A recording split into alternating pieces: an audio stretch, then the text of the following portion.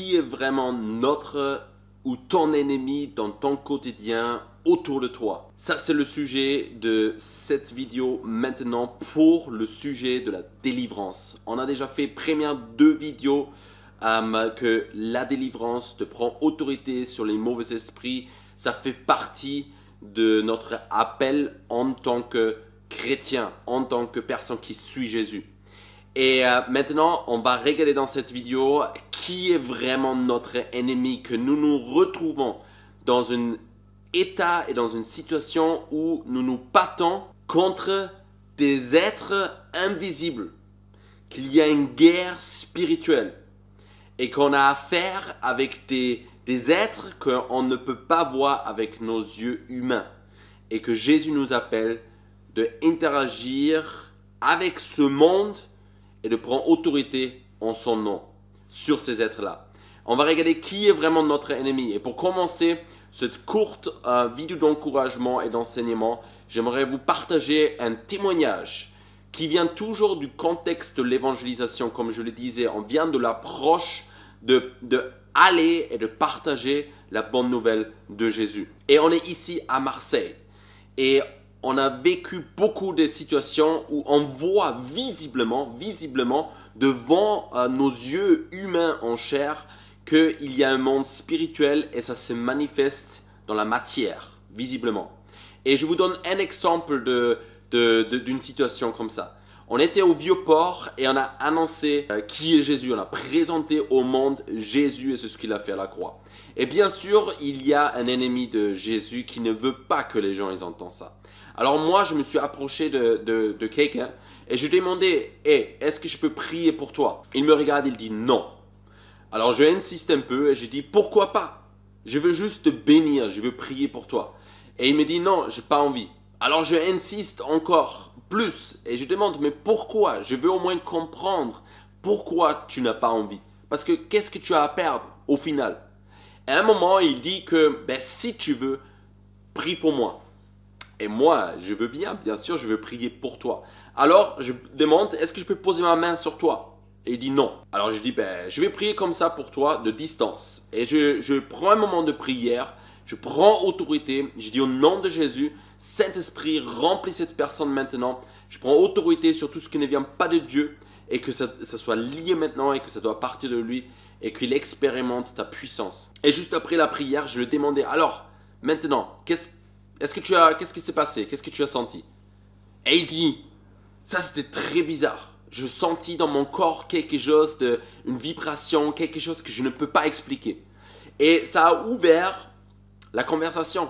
Alors je lui parlais de Jésus, je lui ai parlé de l'évangile, je lui ai parlé de ce que Jésus a fait à la croix et tout ce qui est lié avec. Et il était très intéressé, très touché, très ouvert. Et à la fin, je me suis dit, ok, maintenant, c'est encore une fois un moment où je dois proposer de prier pour lui. Parce qu'il y a quelque chose qui va se passer. Parce qu'on vient de s'aimer une sémence qui a ouvert davantage la porte pour que Dieu peut agir.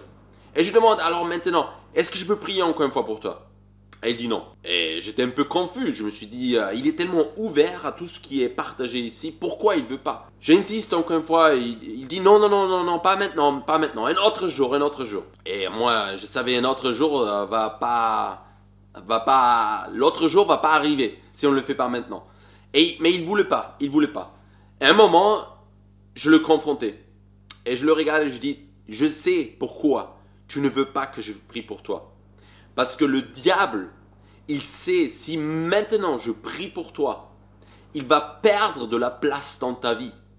Et ça, il ne veut pas. Il me regarde, il dit rien et il part. Il se retourne et il part. Et nous, on continue à partager autour de nous l'évangile à d'autres personnes et tout ça. Et 10 minutes plus tard, il vient tout droit, convaincu, il vient tout droit vers moi. Il me regarde et il me pose cette question. Comment tu le sais? Comment tu sais que je ne peux pas dire oui à ta question?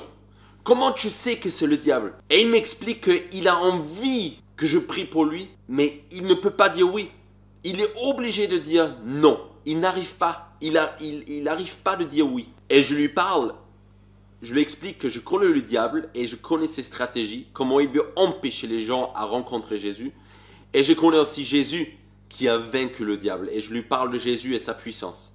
Et là, d'un coup, il me regarde et il dit, s'il te plaît, prie pour moi. Alors, je dis, ok, je peux poser ma main sur toi. Il dit, oui, s'il te plaît. Je pose ma main, je prie pour lui et il expérimente un moment très intense et très fort au Vieux-Port, en public, à Marseille. Et plus tard, un autre jour, on se quitte, on a parlé encore et on se quitte. Un autre jour, il m'appelle et il dit, qu'est-ce que tu as fait avec mon ami? Et moi, je me pose la question, quel ami? Il y avait toujours à côté, au Vieux-Port, il y avait une autre personne. Et cette personne n'a jamais rien dit pendant toute la conversation. Et il dit au téléphone, c'est ce que tu as fait avec moi, tu as prié, tu as fait une genre d'exorcisme. Je sentis que quelque chose de mauvais m'a quitté. Et ce Jésus que tu nous as parlé, ce Jésus ne laisse pas tranquille mon ami. Il se révèle toujours en lui. Qu'est-ce que tu as fait avec mon ami? Et je lui ai expliqué encore davantage ce que Jésus veut faire. Et on finit après, on est resté en contact et on finit cette conversation. Et je vous partage ce témoignage pour vous montrer que il y a une puissance surnaturelle qui agit dans le bon sens et aussi dans le mauvais sens. On a un ennemi, mais notre ennemi, ce n'est pas des humains, ce n'est pas des personnes, mais c'est quelque chose qui est derrière tout ça, quelque chose qu'on ne voit pas avec nos yeux humains. Et c'est plus réel de ce qu'on pense en Occident, en Europe, parce qu'on n'est pas trop connecté avec ce monde spirituel. Alors j'aimerais vous donner quelques passages de la Bible maintenant, pour regarder un peu d'où vient notre ennemi et qui est notre ennemi. Comme je disais, ça ne va pas être un enseignement complet sur tout ce sujet, mais ça va donner quelques instructions. Alors, regarde bien, ouvre ta Bible maintenant avec moi. On va lire ensemble en Éphésiens 6, 11, verset 13. Et avant qu'on va le lire, j'aimerais t'encourager, partage cette vidéo aussi à des personnes qui sont intéressées par ce sujet, où tu penses qu'ils ont besoin d'être équipés là-dedans, parce qu'ils ont reçu une autorité en Jésus. Partage cette vidéo à tes amis autour de toi. Et aussi, n'oublie pas de t'abonner à notre chaîne YouTube sur laquelle on va régulièrement mettre des témoignages et d'autres vidéos d'enseignement. Alors, Éphésiens 6, 11 à 13. On va le lire, ça va s'afficher ici aussi. On peut lire. Revêtez-vous de toutes les armes de Dieu afin de pouvoir tenir ferme contre les ruses du diable. Car nous n'avons pas à lutter contre la chair et le sang, mais contre les dominations, contre les autorités, contre les princes de ce monde, des ténèbres, contre les esprits méchants dans les lieux célestes. C'est pourquoi prenez toutes les armes de Dieu, afin de pouvoir résister dans les mauvais jours et tenir ferme après avoir tout surmonté. Paul, il écrit là aux chrétiens à Corinthe, en Éphèse, et il leur dit que on n'a pas à lutter. Lutter veut dire combattre. C'est ça, lutter, c'est un combat proche.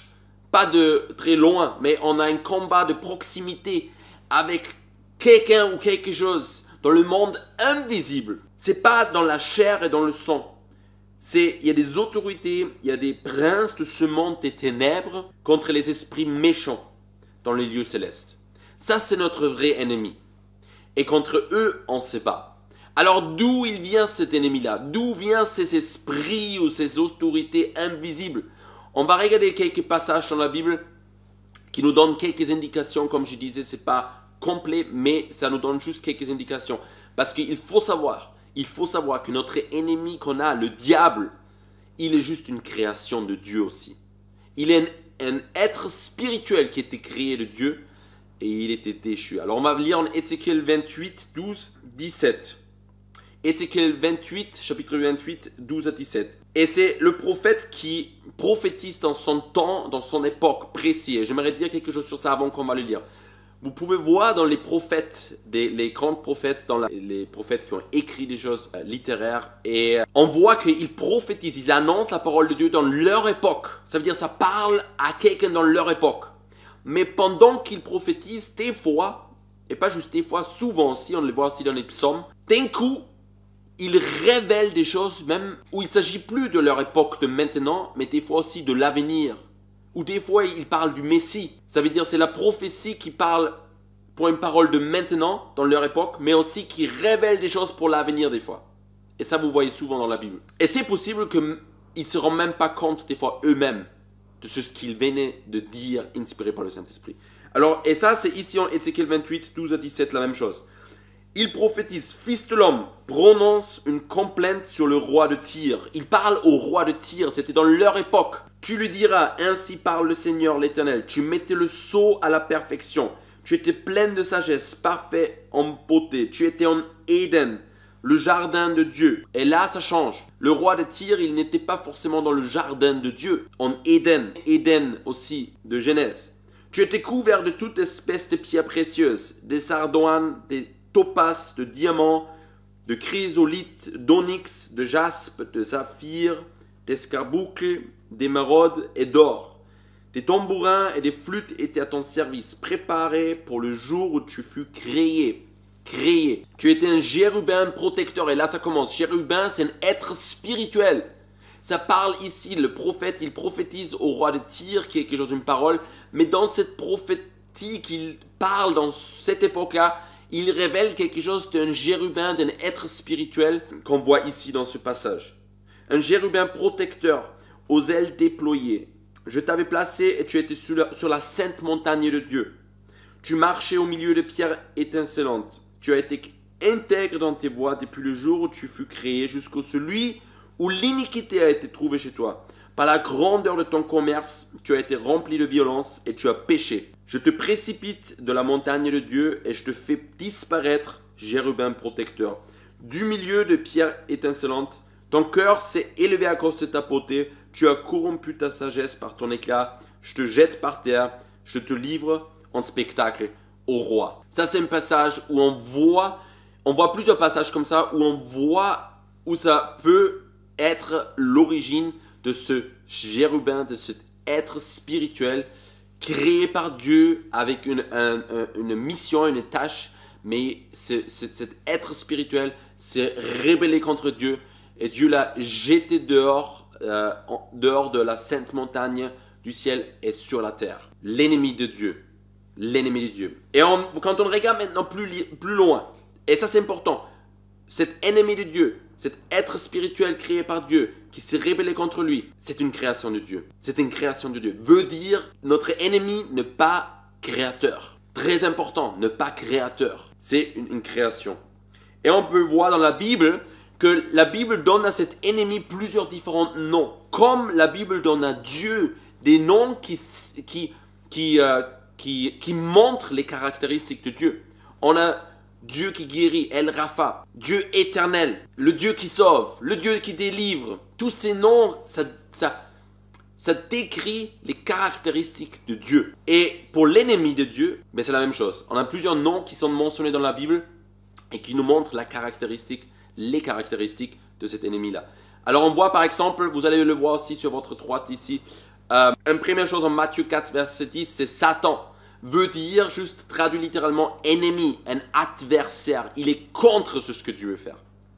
Ensuite, nous avons le diable, l'accusateur.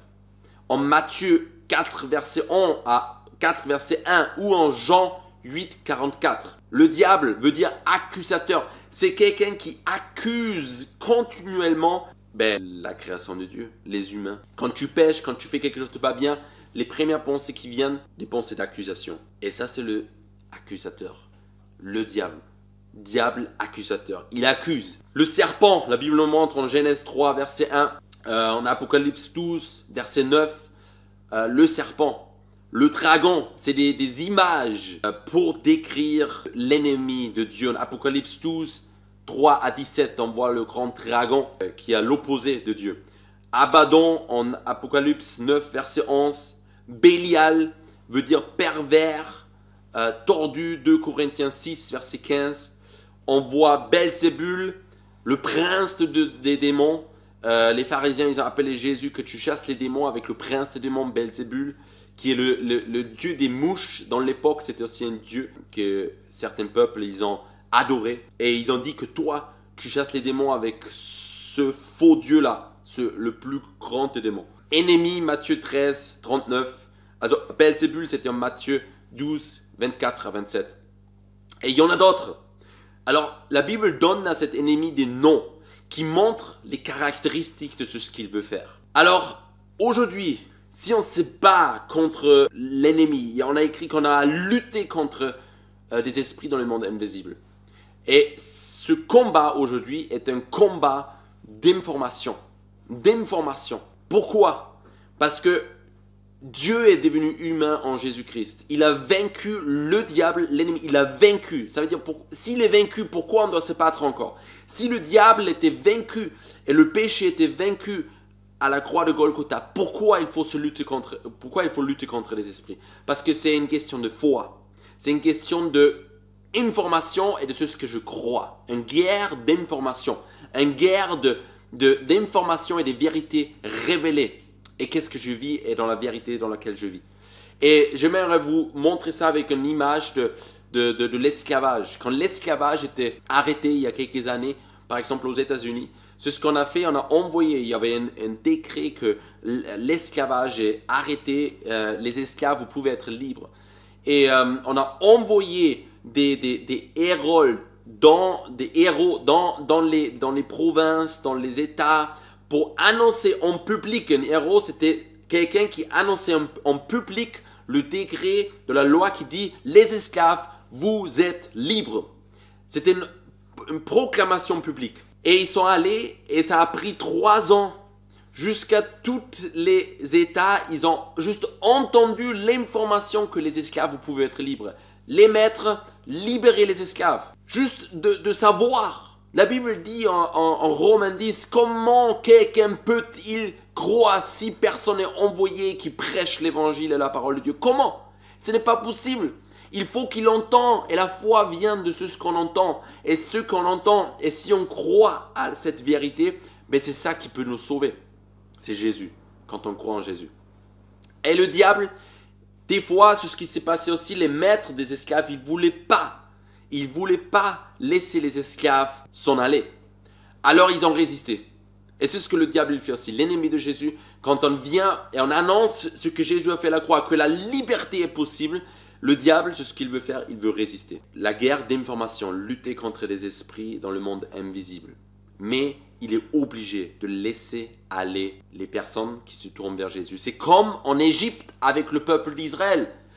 Ils étaient esclaves, il fallait plusieurs plaies pour que le pharaon laisse partir son peuple. Et c'est la même chose.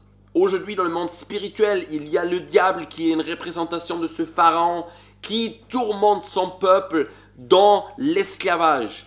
Et Dieu, il vient avec l'évangile, avec Jésus-Christ, et qui dit, vous pouvez être libre, rentre dans le pays promis. Et il y a un combat. Et la Bible dit, résistez au diable, et il va fuir. Il va laisser aller son peuple, parce qu'il est obligé. C'est une guerre d'information. Qu'est-ce que tu crois? C'est pour ça qu'on a à lutter par la foi. Ça, c'était une petite illustration de cette guerre d'information dans laquelle on est aujourd'hui. Dans la prochaine vidéo, on va continuer sur cette thématique. Qui est vraiment notre ennemi? Qui est cet ennemi? Qui sont les démons? On a vu un passage sur le diable, d'où il vient, les caractéristiques et les noms que Dieu, à la Bible, nous donne concernant ça. Et dans la prochaine vidéo, on va continuer dans ça. Qui est notre ennemi? Qui sont les démons? Comment ils agissent? Et quelle est leur activité et leur domaine de travail aussi. Parce qu'il y a des différents démons qui existent et qui agissent de différentes manières et qui ont des différentes méchancetés.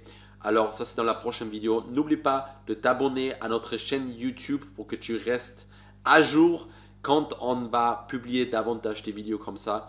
Et partage à tes amis ces vidéos qui ont besoin d'être équipées, encouragées et boostées pour aller vers l'avant avec Jésus. Et si tu l'as à cœur de soutenir ce ministère, tu peux le faire. Ce ministère vit à travers des dons et toutes les activités, projets qu'on a est financé et vit à travers des dons. Alors sur le site web togetherweplant.com, il y a une partie donnée où tu peux soutenir cette œuvre.